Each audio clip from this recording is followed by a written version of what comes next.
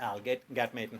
He's President CEO for IU Arnett Health here, and brings his own very unique perspective on immigration. Thank you.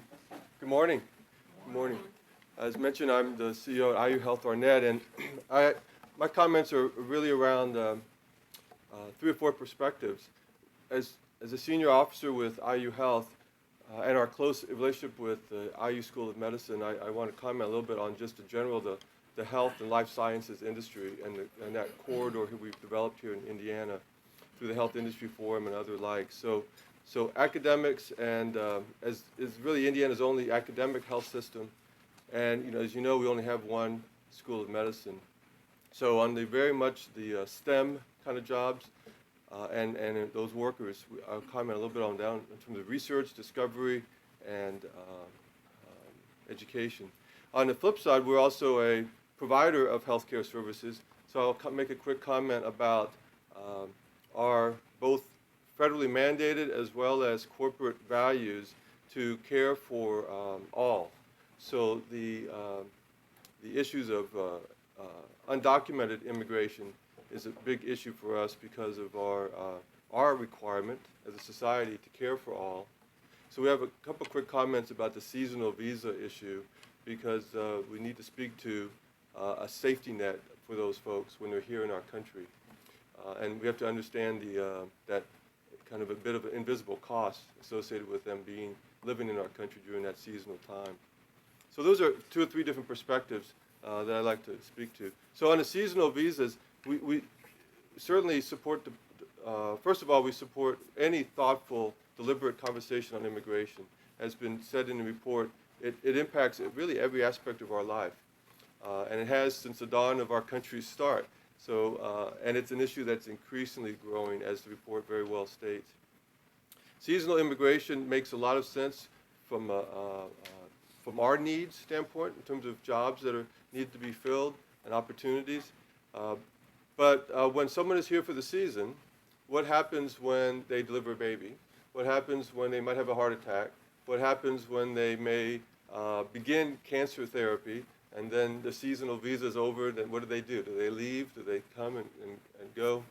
So we would welcome some more thoughtful thoughts around a safety net associated with the seasonal visas. So we applaud that concept, and I think it can help with the very needs that we have, but we have to realize there's a broader issue associated with them, with the seasonal visa workers. Right now, it is both a federal law that we treat and care for all. It's also the corporate mission of probably every healthcare provider not-for-profit provider in the country. So the issue is in our laps now, and we pay for it through tax subsidies, through Medicaid, Medicare, through higher charges to the private industry. So the cost we're already bearing. It just would be perhaps more appropriate to capture if there was more of a federal plan on how to support the seasonal visa. For researchers, there's a huge life science corridor building in Indiana. It's been identified in many other economic forums along with advanced manufacturing as our potential job growth. So we applaud again the report for speaking on competitiveness, that the Midwest very much is not just an East Coast or West Coast phenomenon about the growth of life science industries. And it's a booming issue with our aging, not just U.S. population, but aging international population. However, we would certainly even welcome stronger language about dropping the obstacles for those highly skilled workers, because there is no preordained mandate that the U.S. would lead the world in life science discovery and life science manufacturing. So the more obstacles we have for those highly skilled workers to stay in the United States, to come to the United States, the more opportunity that they'll have to grow that industry in another country. And that gap, our leading edge, will just naturally erode, which we're seeing in competitiveness around the world. So if possible, we would welcome even stronger language on reducing any of the obstacles for those highly skilled, well-documented immigrants. So I'll stop my comments there. Thank you so much.